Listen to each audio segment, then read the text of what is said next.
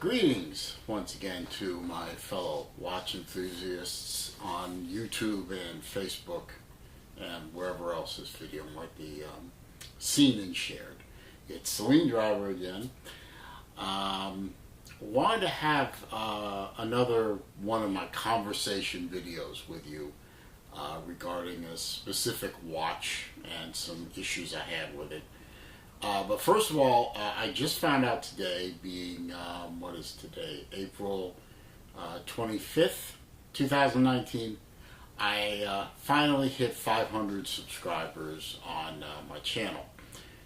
Now, compared to other channels like Random Robs or Urban Gentry or other watch channels like that with tens of thousands, hundreds of thousands, 500 subscribers is nothing.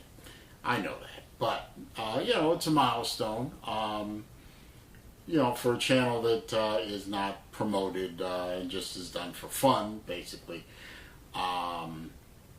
It's an achievement for me. So I want to say thank you to all my subscribers and hopefully all my future subscribers. Please consider subscribing. I'm going to do a rare, quick wristwatch check. I'm looking at my phone here so I can see my camera is, as you can see, I think this is my Seiko 7A28-6000, aka the Bishop from Aliens. You can take it off and give you a better shot. I've done a video on this watch, an unboxing, so if you want to see more details about this watch, go find that video and take a look at that. The reason I picked this particular watch, I don't wear it very often. I do consider it to be one of my collectibles, one of my 5 watches from Aliens. I have the Black Ripley, I have the Silver Ripley, I have the Bishop, of course, I have the Pulsemaster Space Marine, and I have the Burke, the H556-5050, which was hard to find. And it was that watch that led me to part of this story I'm going to do. And I'm telling you this story as a warning when it comes time to repair an old watch like this one. This watch recently died on me. I thought it was a battery. I put a new battery in, and then a week later I found that the watch had stopped again. And when I opened the cover on the back, the cover was badly scorched on the inside, right where the battery was, and I said, uh-oh. So I took it to a local watchmaker who is a Seiko dealer, and had him take a look at the watch, thinking it was something simple, and unfortunately it wasn't. It was a burnt movement. The movement was burnt up and destroyed and was no good anymore. Now, about this time, I was dealing with a gentleman over in the UK whose name is Chris. His eBay ID is Topknot Chris, T-O-P-N-O-T, Chris, Topknot Chris, or it might be Top Notch Wrists. I don't know. It might be a play on words. Anyway, that's not important. Well, it is important, but I'll move on. I told, and he was the one I bought the Burke from. And it turns out this guy is not only a collector of vintage Seikos, but also on occasion he works on and restores watches, Seikos mostly, from this era. So I told him about the problem, and I told him I had already shipped the watch off to Seiko, because believe it or not, Seiko website says that for $154, if you send them the watch, they'll replace the movement and redo the watch and reseal it and everything. And I got the watch literally back within the week that I sent it, with a rather curt explanation saying, we don't have parts for that anymore, sorry. So Chris, I don't know why I was telling him all this. I think I was just venting frustration while I was thanking him for the rather nice Burke watch, which I had gotten. And if you want to see a video on that, go look for it. It's on my channel. And he suggested that I buy another watch with a 7A28 quartz movement and have a watchmaker swap them. So I thought, well, that's not a bad idea. So I found another watch. Based on his recommendation, he gave me a couple of different watch models to look for. I found one on eBay at a good price, and I bought it. It was pretty beat up, but it was still working. And I took it to the watchmaker that is supposed to be a Seiko dealer in this area, and is supposed to be a competent watchmaker. And I won't give the name because I really don't want the aggravation of them coming after me. But they are well known in this town that I live in, and it's named after the town I live in, and that's all I'm going to say about it. And I gave them the watches, and I said, I just want you to perform a swap. Put this movement in the dead watch, and then put the dead movement, I don't care what you do with it, and then put the old watch, put the donor watch back together, because I'm going to ship it off to England as a thank you to Chris for the help he gave me. And about a week later, I got a call. The watch is ready. I get the watch back, and it's missing something. If you may notice, I'll take it off again so you can see.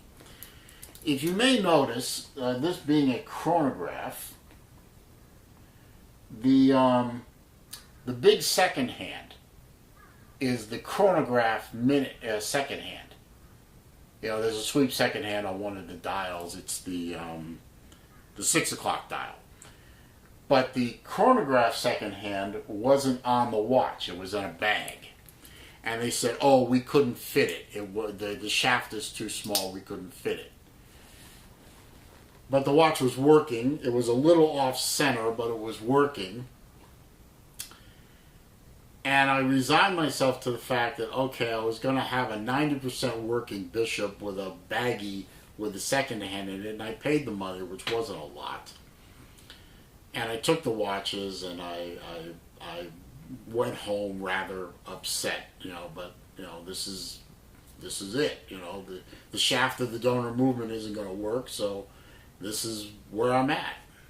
And I messaged over eBay Chris, and he said, no, that's not right.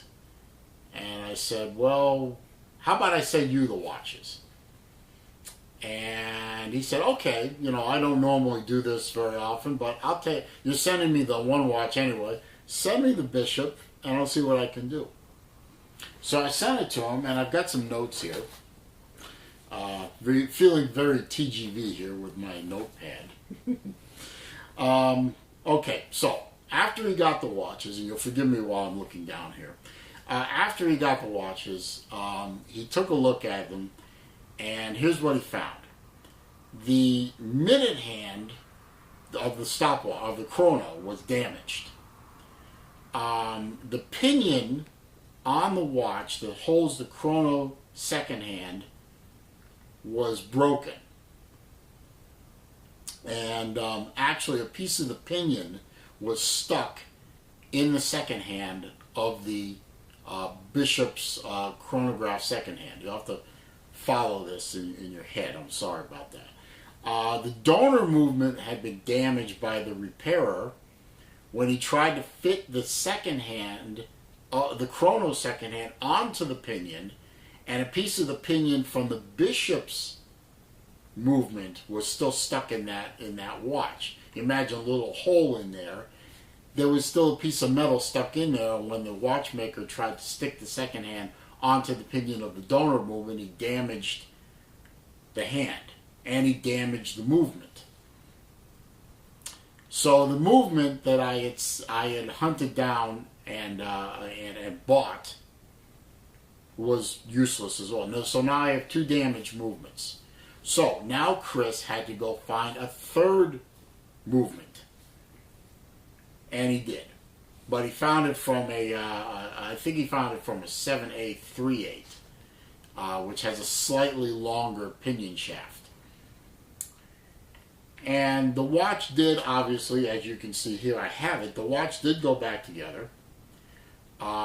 He did manage to fix the chrono second hand, get the piece of metal out of it, straighten it out because it was bent slightly, and then repaint a scratch that was on it. He fixed all that. He cleaned it up, resealed it, re-oiled it, and adjusted the chapter ring and realigned all the subdials and all the hands, so everything is now aligned as it should be. And as you can see, it's working. Everything lines up, and everything is nice and tight. He even adjusted the clasp on the bottom, which had been giving me a little bit of problem. So, why do I come to you with this story? You know, this is a story that happens tens of thousands of times across the watch world and across all other spectrums. You know, I do it as a way of warning to you. Be careful where you take your watches to be repaired or rebuilt or restored. In this case, it's almost a restoration. It practically is a restoration. The watch was in 1,000 pieces. Well, not 1,000, but... And it was put back together by somebody who, A, gave a damn, and B, had the expertise, and C, the tools and the time to dedicate to it, and cared about his craft.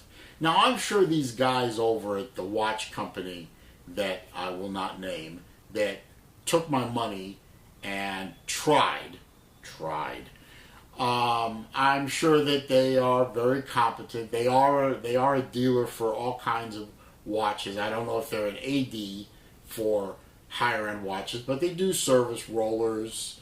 They do service Breitling. They do service Seiko. They do service Grand Seiko. At least they claim to. They sell all those watches in Patek and Audemars. And all, you know, they have a bunch of watches in there, and they have a good reputation in this town. So this may be a case of, you know, a guy was working on multiple jobs at once, they didn't take this job seriously enough, and they screwed the pooch. It happens. But had I been smarter with my time, with my money, and with my questions, I could have asked Chris to do it and save myself $100 or so, and have him do it, and just save myself a lot of aggravation, a lot of shipping time. So I asked Chris if he minded if I used his name. He said, and talked about this, and he said that's fine. Please only use my first name. And if people want to get a hold of me to do their Seiko, vintage Seikos from that era, they can contact you, and you can contact me and give me the information, and I'll be happy to talk to them. But I'm not ready to go into business for this right now. So that's where we are. If you have a Seiko of this era, the 70s, early 80s, 7828, 7838, H movements, all the way up to the Arnie's and that kind of thing, and it needs work, and you're looking for somebody who gives a damn, contact me through this channel, and I'll contact Chris and see if this is something he can do. This is why this is why I say find guys like this. Find guys like Bob Piker at mybob.net if you have a Bulova, and I call it Bulova, not Bulova, you know, that irritates me to no end. If you have a Bulova Accutron with the tuning fork and the electric movement, this is the guy to send that watch to. I have sent watches to him forever. I've bought watches from him. He works on them, he restores them, he sells them, he cleans them up, he repairs them. He does first class work, and that's all he does. He only does Accutrons. And believe you me, the man has enough work already, but he's always willing to take more. You find guys like Bob Piker. You find guys like this guy, Chris. You find craftsmen, people who give a damn, and you stick with them and you promote them and you tell other people about them, because there are a lot of people with watches of this vintage that need work that are sending them to hackers that may know peripherally what they're doing, but they're not specialists, and a lot of them don't care. Sorry, not sorry. That's my conclusion. There are people who care a lot, and there are people who will take your money, put something together that looks right, and if you're a fool like I was, to walk away thinking, well, it mostly works, and this is my lot, because the piece won't fit back on. And I was stupid to do that. You save your comments. I was stupid. I had other things on my mind, and this was not my priority, and I was stupid, and I paid the price. Extra money, extra time lost, but in the end, I found a good guy who knows what he's doing, and when my other vintage Seikos go south, I'll be talking to him again. Anyway, rambled on long enough. If you have any questions, comments, suggestions, you want to get a hold of Chris, comments down below there. I'd appreciate a thumbs up if you think about it, and please join the group and subscribe. Click that subscribe button. Click the icon next to it, the bell icon, so that when I post new content, you'll be alerted. I appreciate you watching. Again, thank you for helping me get to 500. Let's see if we can get to 1,000 before my next birthday, which is next March. So, thanks for stopping by. Thanks for being a viewer. Thanks for the support and the great ideas you've given me. Have a good day. We'll see you in the next video.